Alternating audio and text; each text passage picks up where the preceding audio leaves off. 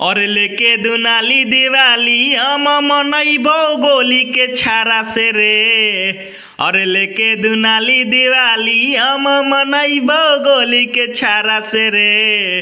अरे भैया के आवे दे सातारे काटा सटा के उठा ले बघारा से रे।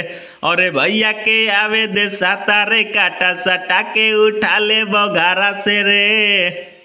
तो हेलो दोस्तों, आपका स्वागत है हमारे YouTube channel writer Mahesh Prajapati में। तो दोस्तों, आज हम इसी सॉन्ग पर एक भोजपुरी रंगदारी सॉन्ग लेकर आए हैं जो कि फुल और फ्री है। कोई भी सिंगर इसे गा सकता है। मार्केट में बजने वाला मैटर है, हिट होने वाला मैटर है।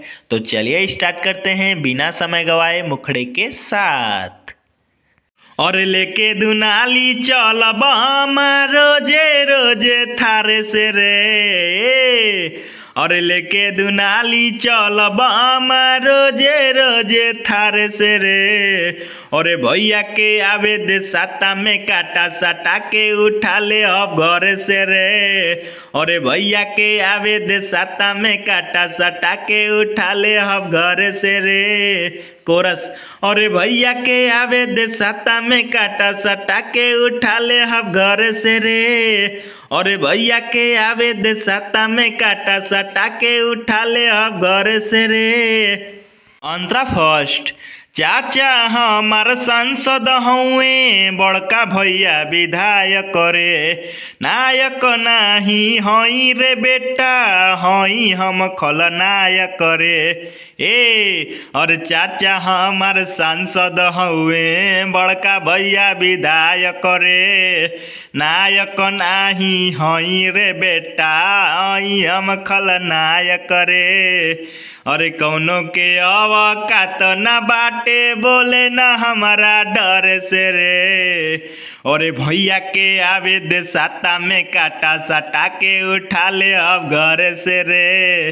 अरे भैया के आवे दे साता में काटा सटा के उठा ले अब घर से रे। कोरस।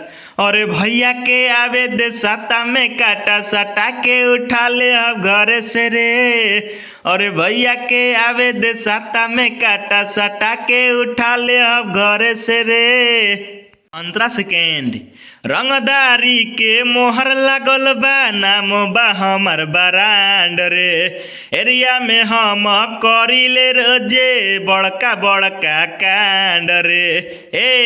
रंगदारी के मोहर लागल बा, नाम बा हमर ब्रांड रे। एरिया में हम करिले रोजे बड़का बड़का कांड रे। अरे महेश राज छोटू आसे पंगा ना लिए दोबारे से रे। अरे भैया के आवे दे साता में काटा सटा के उठा ले अब घर से रे। अरे भैया के आवे दे साता में काटा सटा के उठा ले अब घर से रे। कोरस। अरे भैया के आवे दे साता में काटा सटा के उठा ले अब घर से रे। अरे भैया के आवे दे साता में काटा सटा के उठा ले अब घर से रे। तो दोस्तों, इसी तरह का फुल और फ्री सॉन्ग पाने के लिए हमारे चैनल को सब्सक्राइब करें और वीडियो को लाइक करें, शेयर करें और कमेंट करें। तो चलिए मिलते हैं किसी नेक्स्ट वीडियो में किसी नए ट्रैक के साथ। तब तक के लिए बाय।